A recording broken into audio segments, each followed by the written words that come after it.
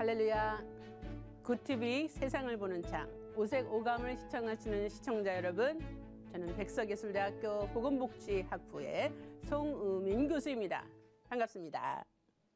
오늘은 특별히 가족 간의 감정 조절 헤비합니다. 자, 이 주제를 가지고 한번 같이 나눠보도록 하겠습니다. 먼저 말씀을 같이 보도록 하죠. 창세기 4장 5절 9절. 가인과 그의 재물은 받지 아니하신지라. 가인이 몹시 분하여 안색이 변하니 여호와께서 가인에게 이르시되 네가 분하여 함은 어찌 됨이며 안색이 변하면 어찌 됨이냐.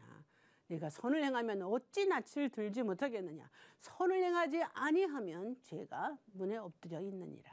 죄가 너를 원하나 너는 죄를 다스릴지니라. 가인이 그의 아우 아벨에게 말하고 그들이 있을 때에 가인이 그의 아우 아벨을 쳐 죽이니라 하죠. 그래서 여호와께서 가인에게 이르시되 내 아우 아벨이 어디 있느냐. 그가 이르되 내가 알지 못하나이다. 내가 내 아우를 지키는 자니까. 여러분, 우리 지난주에 봤어요. 이것은 가인과 아벨의 재물의 문제가 아니라 그랬죠. 무엇을 드렸느냐가 중요한 게 아니라 어떻게 드렸느냐가 중요하다라는 그런 목적과 자세의 문제라는 것을 우리가 지난주에 배웠어요. 그죠? 자, 그렇다면 여러분, 이것을 우리가 다시 한번 확인해 봤을 때 가장 가슴 아픈 죄라는 것을, 비극이라는 거 우리 알게 되었죠. 하나님과의 관계에서도 이 죄로 인해서 끊어지게 되고, 부부 관계에서도 정말 죄가 틀어지게 되고, 타인의 관계, 특별히 형제 간의 그런 관계에서도 지금 문제가 생긴 거예요. 여러분, 우리가 다 봤죠? 지금 부부 관계에 문제가 있으니까 그 영향이 자녀들 간의 관계까지 넘쳐났다는 것이 이 죄의 영향력이라는 겁니다. 자, 가인의 분노, 화풀이는 어떤 것으로 시작이 되었어요? 하나님과의 관계에서도 이게 나타나기 시작한 거죠. 자, 아까 그랬죠. 재물이 문제가 아니라 그랬죠. 재물의 자세라 그랬죠. 가인이 자기가 곡물을 하나님께 드렸어요. 근데 옆에 봤더니 아벨이 또 선택된 그런 첫 새끼와 그 기름진 그 기름덩어리를 드렸어요. 딱 봤는데 하나님이 뭐 어떤 방법으로 받으셨는지 모르겠지만 자기 건 안 받으시고 아벨 걸 받으셨단 말이에요. 그랬더니 분노가 쌓이기 시작을 한 거야. 무슨 분노요? 이게 확 하나님에 대한 화가 나기 시작한 거야. 아니, 지금 가인은 이런 마음을 갖고 있는 거예요. 누가 주는데 감히 안 받아? 아니, 내 걸거 왜? 이건 아니지. 라면서 이제 막 화가 나기 시작한 거예요. 그러면서 아벨한테 또 화가 나기 시작한 거죠. 시기와 질투가 이제 막 일어나는 거예요. 자, 우리가 생각할 때 아니, 하나님이 안 받으셨으면 하나님한테 화나는 건 이해가 돼. 근데 왜 아벨까지? 자, 이것이 분노의 문제이기 때문에 그래요. 자, 여러분, 제가 이거를 같이 한번 나눠보도록 할게요. 우리가 보통 애들이 뭐 잘못했다 그러면 애들이 잘못한 것 같지만 자세히 생각해 보면요, 무언가가 나를 화를 나게 한 경우가 많이 있어요. 그래서 요즘 같은 경우도 특별히 어렵지만 경제적인 압박이 많은 부모들을 힘들게 합니다. 그죠? 그러다 보면은 애들이 평소 때 했던 행동인데도 막 그게 눈에 거슬릴 때가 있어요. 그래서 막 화를 낼 때가 있어요. 너는 이것도 하나 제대로 못하고 뭐 하는 거야? 막 이러면서. 그러니까 막 경제적인 압박, 굉장히 이제 화를 키워내는 그런 요인이 될 수도 있겠죠. 몸이 너무 피곤해, 신체적으로. 그럴 때도 막 짜증이 나오죠. 아이들한테 좋게 얘기하고 자상하게 얘기해야 된다는 건 머릿속으로는 알고 있지만 내 몸이 피곤하면 어떻게 돼요? 막 화가 나고 짜증이 나고 막 소리도 막 나가게 되고 그런단 말이에요. 그래서 신체적 피곤도 무시 못해요. 이 고통도. 그죠? 그리고 막 내가 정신이 복잡해. 혼란스럽고. 아주 특별히 이제 또 우리 갱년기를 맞으신 우리 어머님들 더 그러죠. 그래서 우리가 사축이라 그러잖아요. 이제 이 중년 갱년기가 오면은 막 혼돈스러운 거예요. 나는 누구? 여긴 어디? 난 뭘 위해서 살았지? 막 이런 질문들이 막 오기 시작을 하는 거예요. 그러면서 공허해지기 시작해요. 막 이 내 자신이 정리가 안 되면은 어떻게 돼요? 자녀한테도 화가 나게 되는 거죠. 그리고 배우자와의 갈등, 부부관계가 너무 안 좋아요. 막 하는 집마다 미워. 막 저런 배신자가 없어. 저런 나 정말 찌질한 사람이 없어. 막 이런 생각이 막 들어가고 막 화가 나면 어떻게 돼요? 애를 봐도, 왜냐하면 두 사람의 작품이니까 이 애한테서도 막 화가 나는 거예요. 자, 이 배우자의 갈등, 우리가 이렇게 서서히 보면은 지금 아담과 하와의 관계가 깨졌다 그랬죠. 이 갈등이 어디까지 나왔겠어요? 이게 은연중에 아이한테도 갔단 말이에요. 애들도 영향을 받고 있단 말이에요. 자, 그래서 이렇게 우리가 화를 이렇게 확 내게 되는데 이것에 대해서 이렇게 이야기를 합니다. 자, 화풀이 본능이라는 그런 책이 있어요. 데이빗 바럿이나 주디스 립턴이라는 이 부부가 이 책을 이제 줬는데 제목이 화풀이 본능이에요. 영어로는 페이백이라 그러죠. 갚아주겠어요. 막 이런 건데 이게 뭐냐면 첫 번째로 보복이라는 것이 있대요. 이거는 드라마에서 보면 많이 나오는 거. 뺨따구를 쫙 귀싸대기라. 그러면 바로 다른 귀싸대기 나오죠. 그래서 막 난타전 이런 거는 보복이에요. 바로 1대1 실시간으로 이루어지는 거. 그죠? 근데 이 화를 두 번째로 푸는 게 뭐가 있냐면 복수가 있어요. 리벤지. 복수하는 거 있죠. 1대1이긴 1대1인데 비대칭이에요. 이 권력이나 힘이나 이런 위치가 좀 틀릴 수 있어요. 그래서 어떤 사람이 가해를 확 했어요. 그러면은 보복 같은 경우는 바로 실시간으로 대응을 하죠. 근데 이건 시간차가 있어요. 누가 막 딱 했어요. 다른 사람이 속에서 품는 거예요. 그러면서 쌓는 거예요. 네가 그랬어? 두고 봐. 가만 안 두겠어. 복수하고 말겠어. 막 이러면서 뭐 어떤 드라마는 보면은 뭐 점 하나 찍고 뭐 복수하기도 하는데 어쨌든 막 복수를 하는 거예요. 그러면서 나중에는 되갚아 주는 거예요.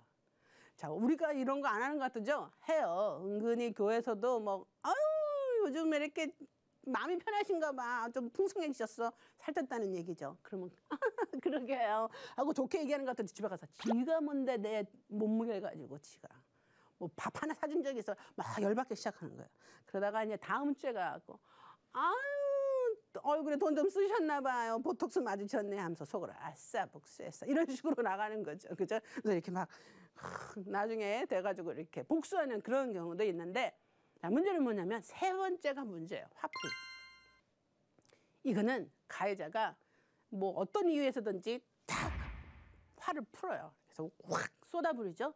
그러면 이 약자가 이 받는 이 피해자가 이걸 딱 받아요.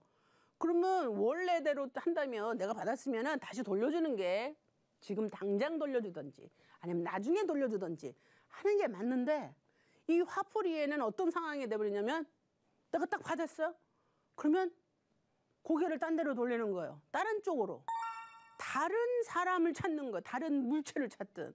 그래서 내가 받은 이 화 덩어리를 다른 그 물체한테나 사람한테로 옮겨버리는 거예요.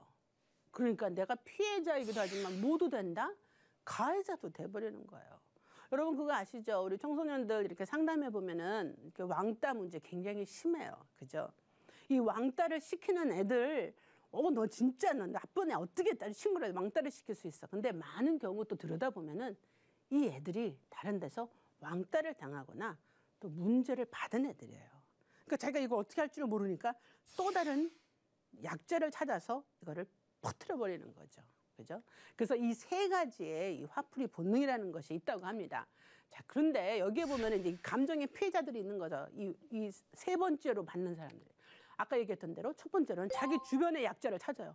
내가 뭐 확 엄마 아빠한테 막 확 욕을 들었어. 그러면 화가 나. 그러면 어떻게 해요? 약자를 찾아요. 어느 날 갑자기 상관이 엄청 화를 내는 거예요. 그럼 속으로 그러자. 아이씨 또 집에서 또 마누라하고 싸웠거든.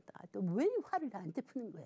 속으로 이제 겉으로는 못하면서. 자, 이게 우리가 어떻게 아냐면은 딴 데서 지금 화가 나서 그걸 받고 났는데 이거를 괜히 주변 부하들한테 풀어버리는 그런 경우가 된다는 거죠. 자, 그래서 주변 약자를 찾아서 그렇게 감정을 화풀이하는 사람도 있는가 하면은 두 번째로 불특정 다수라고도 우리 얘기도 하죠. 그죠? 감정 노동자들. 아니 그 콜센터에서 일하는 사람들이 왜 감정 노동자겠어요? 시간으로 일하는 사람들인데. 그런데 우리는 이 사람들을 감정 노동자라 그래요. 왜냐면 전화를 건 사람들이 자기 감정을 쏟아붓기 때문에 그래요. 생전 얼굴도 못 본 사람이 전화 와가지고 뭐 말 왜 그따위를 하냐. 가식적으로 하지 마세요. 이런 식으로 하나. 야, 나 누구야? 나 이름 뭐야? 막 이런 식으로. 아니, 지가 언제 날 봤다고 막 그런 식으로 함부로 해요. 그 정신적으로 너무 힘든 사람들 많잖아요. 식당에서도. 야! 그 사람 이름은 야가 아니죠. 그죠? 알바생들한테도 반말하고 툭툭 던지고. 아니 왜 그렇게 함부로 하냔 말이에요. 그런데 이 사람들은 자기가 이렇게 당한 무시를 누군가를 찾는 거예요. 내가 이 받은 무시 누구한테 주지? 에이씨, 야, 너 이것도 하나 제대로 계산 못해, 막 이런 식으로. 똑바로 안 해. 지는 얼마나 똑바로 해서 정말 말도 안 되는 그런 요구들을 하고 있단 말이에요. 그래서 감정 노동자들이 피해를 받는 경우가 굉장히 많죠. 또 어떤 대상도 있는지 알아요? 유명인들에게 이 감정을 폭발시켜버려요. 뭐 음주운전한 그런 연예인이 뭐 뉴스 기사에 떴다. 그럼 거기에 댓글 다는 뭐 너 왜 사니? 뭐 너무 나가라. 뭐 아니 어쩌면 그렇게 심한 댓글들을 다는지. 왜 그래요? 불특정. 자기가 표현되지 않으니까 이걸 이 사람한테 푸는 거예요. 그리고 뭐 요즘에 한창 정치계도 막 시끄럽죠.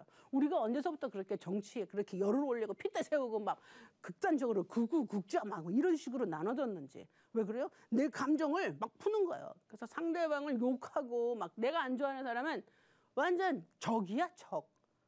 그런 식으로까지 우리가 막 쏟아내는 그런 상황이 되는 거예요. 여러분들, 감정 폭탄을 받은 아이는 어떻게 대응을 할까요? 나이에 상관없어요. 그죠? 집에서나 학교에서나 이게 본인으로 나타날 수가 있는데 집에서는 보통 약자를 찾는다 그랬죠. 누가 약자예요? 큰애들한테는 동생이 있죠. 그죠? 동생을 찾는 거예요. 이씨. 그래서 가끔 가다 괜히 쥐가 열받고 그러면 지나가는 동생 막 때리고 그런 애들도 있어요. 그죠? 그리고 동생도 없다. 외동이라서? 그러면 막 강아지. 괜히 강아지한테 심술을 부려. 그죠? 걔가 뭔 잘못을 했다고.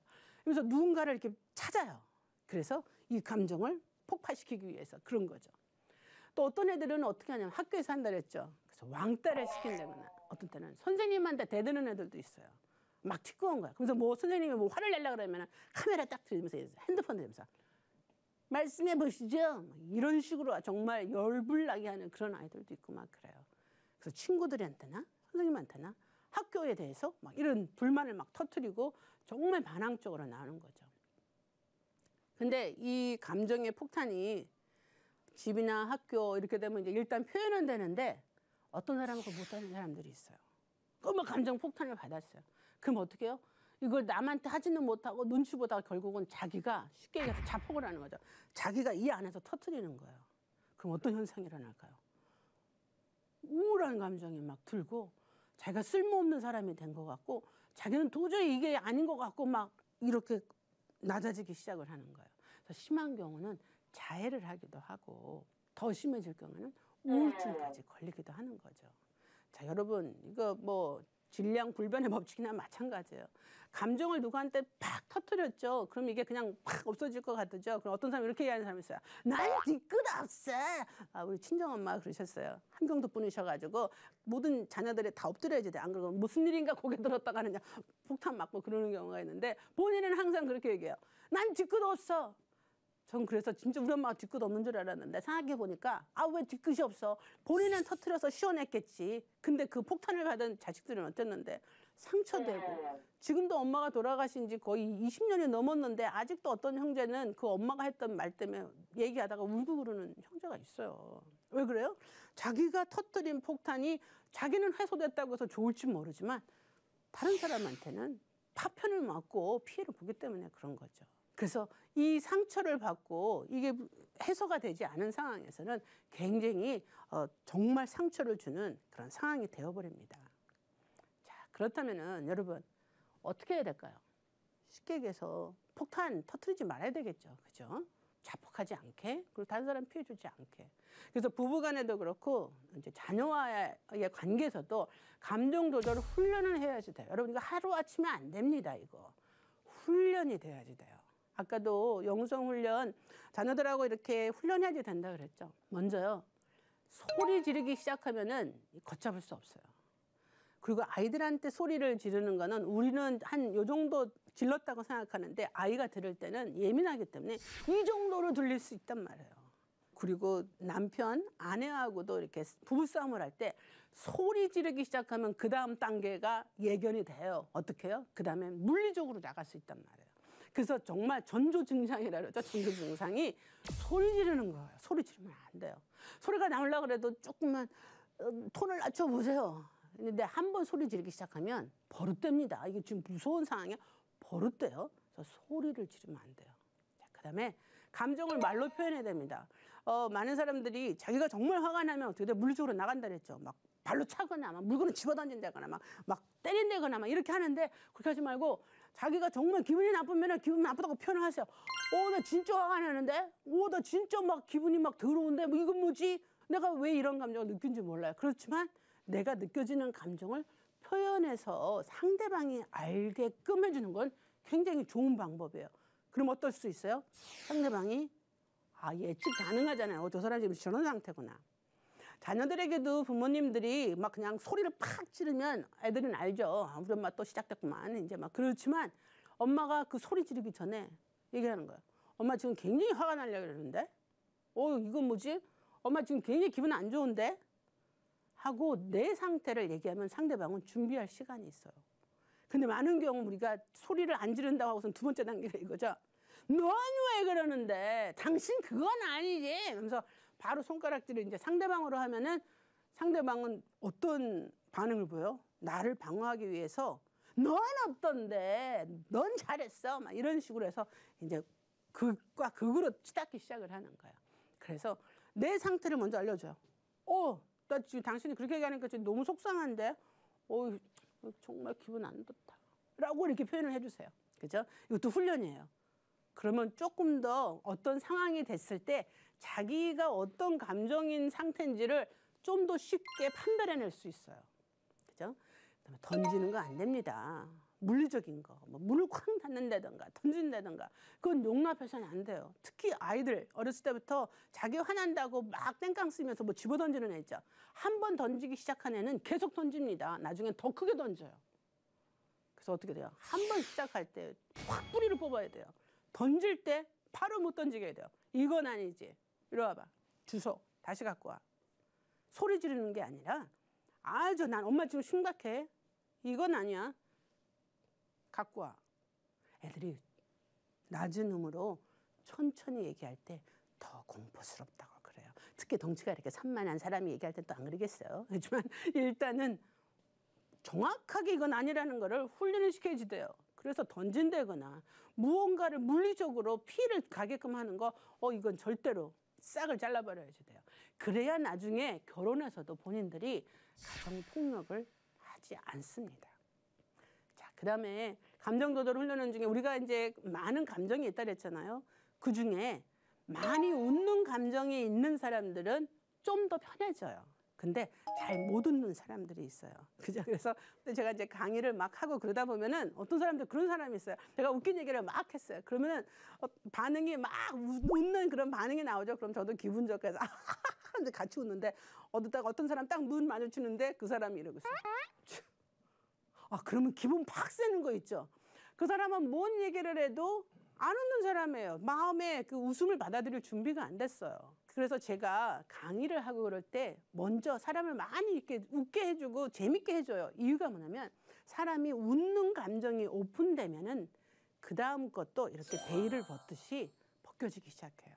그래서 그 다음에 자기가 상처받은 거, 속상한 거, 괴로운 거 이렇게 드러나요. 나중에는 아주 밑바닥에 있는 회한, 그 고통, 슬픔 이런 것까지도 나오게 돼서 나중에는 어떤 때는 제가 집회를 하다 보면은 처음에 웃고 막 시작했다가 나중에 막 통곡으로 끝나는 경우가 많이 있어요. 왜냐하면 감정이라는 게 그래요. 그래서 부부 사이에서도 그렇고 자녀와의 관계에서도 많이 웃게끔 해주는 게 굉장히 좋은 감정 훈련이에요. 그래서 저는 원래 또 태생이 또 많이 웃기게 또 그런 상황이지만 우리 아이들이 가끔 아빠한테 그렇게 얘기한대요. 아빠는 코미디언하고 결혼한 것 같아. 근데 뭐 어떡하겠어요. 우리 남편이 자기 기도 제목에 그 책임을 져야 되기 때문에 그렇죠.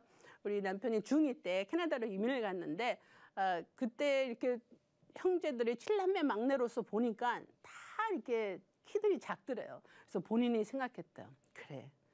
나는 아무래도 키가 크긴 글렀어. 유전자적으로. 그래서 그때부터 기도하기를. 하나님, 저는 이 세를 위해서 이 한 몸 헌신하겠습니다. 이 세를 위해서 키 큰 와이프를 주십시오 라고 기도를 했대요. 그랬더니 제가 키가 174가 되었습니다. 이렇게 큰 여자가 별로 없죠. 그리고 두 번째로 이렇게 기도를 했대요. 하나님, 한 여자와 평생을 같이 살아야 되는데 이왕이면 유머 있는 여자를 주십시오 라고 기도를 했대요. 아주 똘똘한 그런 기도 제목이었죠. 그래가지고 저를 만났어요. 그러니까 어떻게 되겠어요? 맨날 웃겨주잖아요. 왜냐면 저는 그냥 재밌는 게 좋아요. 어차피 살 거. 안 살 거 모르는데. 그러니까 남편하고도 낄낄거리면서 맨날 재밌게 살고 아이들하고도 별일 하는 것 같아도 내가 뭐 바보처럼 보여도 상관없어요. 막 애들하고도 낄낄대고 웃어요. 그러니까 이게 훈련이 되는 거예요. 그래서 애들도 굉장히 잘 웃고 웃긴 말도 잘하고 막 그래요. 그래서 이런 감정 조절을 계속해서 하면서 훈련이 돼야 되는 거죠. 자, 억울하기 없깁니다. 이 감정 조절 많은 경우 이렇게 억울할 때가 있어요. 자녀들끼리 여러 형제를 키우다 보면. 그럴 때 아이들이 항상 엄마한테 달려오는 애들이 있어요. 보통 약자라고 생각하는 애들이 와서 엄마 형이 이렇게 했어 그러고 막 이르죠. 자, 유치원 선생님은 이제 10년 동안 하고 그리고 또 아이들도 계속 가르치다 보니까 저에게는 반을 운영하는 룰이 있어요. 아이들, 자녀들도 마찬가지고요. 지네들끼리 해결해야 돼요.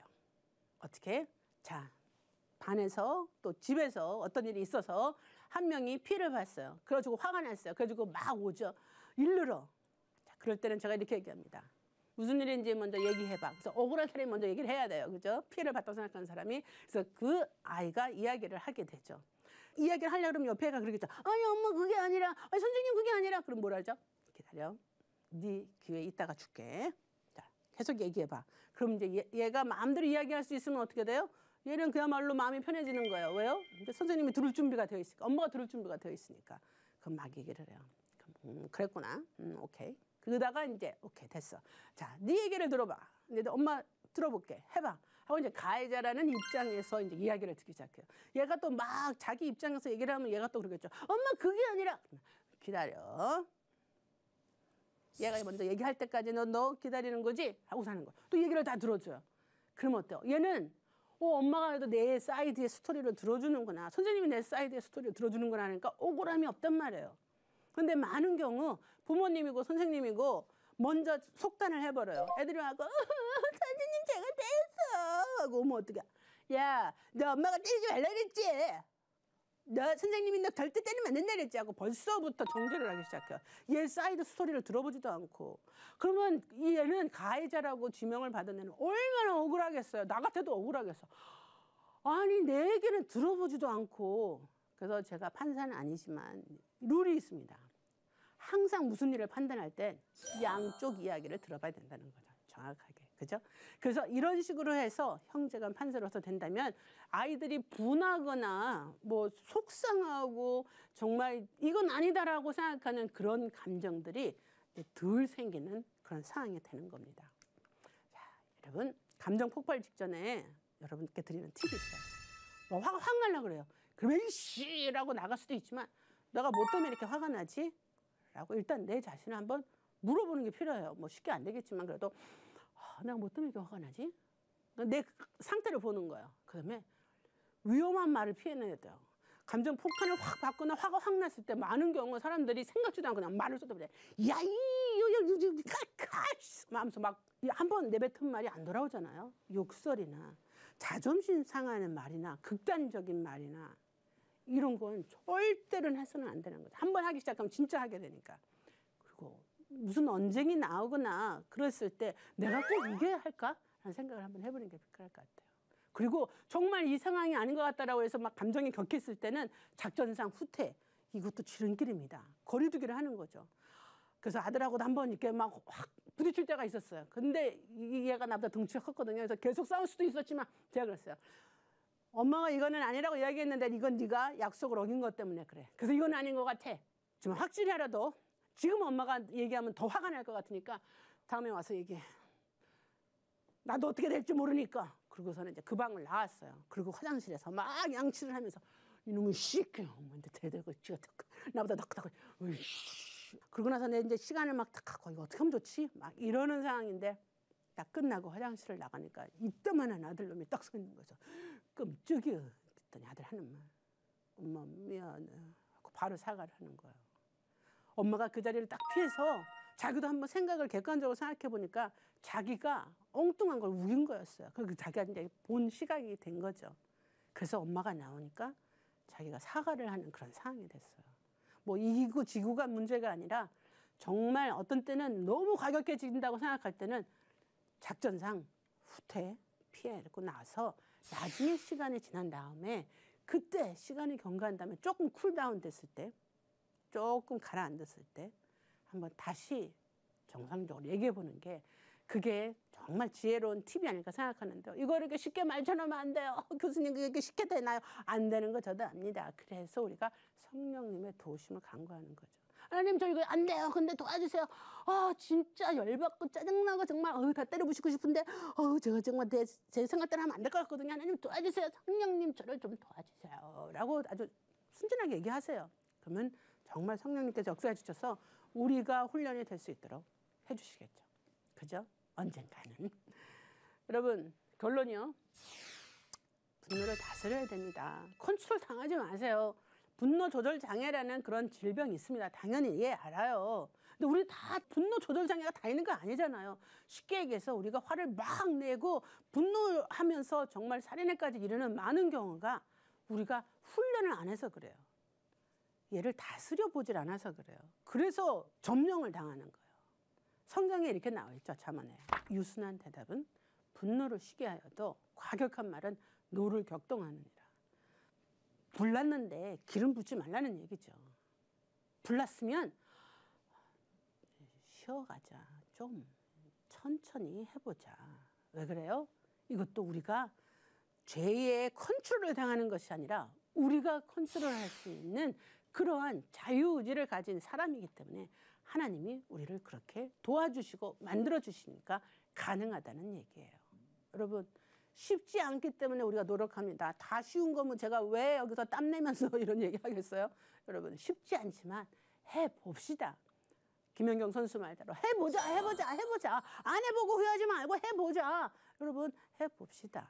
그래서 우리가 분노에 컨트롤 당하는 게 아니라 우리가 화를 컨트롤할 수 있는 그런 성숙한 사람이 되는 창조자의 뜻에 따라 사는 그런 사람이 되기를 희망하고 간구합니다.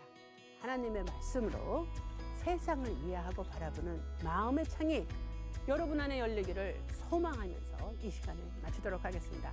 여러분 힘들게 잘 들어주신 거 너무 감사합니다. 감사합니다.